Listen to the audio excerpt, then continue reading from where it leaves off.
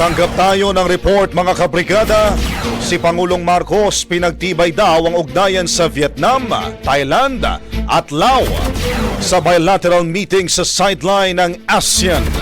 Brigada Maricar Sargan, ibrigada mo! Brigada Live Report. Ng parehong layunin ang Pilipinas at Vietnam na palakasin pa ang bilateral relations sa isinagawang pulong ni na Pangulong Ferdinand Marcos Jr. at Vietnam Prime Minister Pham Minh Chinh sa sidelines ng 46th ASEAN Summit sa Kuala Lumpur, Malaysia. Sa nasabing pulong, binigyang diin ng dalawang leader ang patuloy na talakayan ng mga opisyal ng dalawang bansa ukol sa posibilidad ng pag-angat ng kasalukuyang strategic partnership tungo sa isang comprehensive strategic partnership.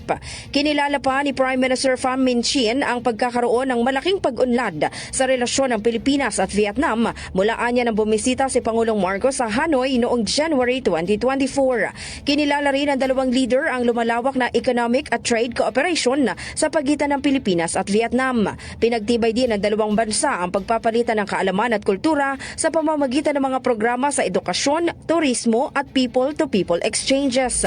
Ngayong taon, ipinagdiriwang ng Pilipinas at Vietnam ang ikasampung taong anibersaryo ng kanilang strategic partnership na simbolo ng isang dekadang matibay na ugnayan at pagtutulungan. Samantala, maliban sa Vietnam, nagkaroon din ng bilateral meeting si Pangulong Marcos sa Prime Minister ng Thailand at ng Laos PDR.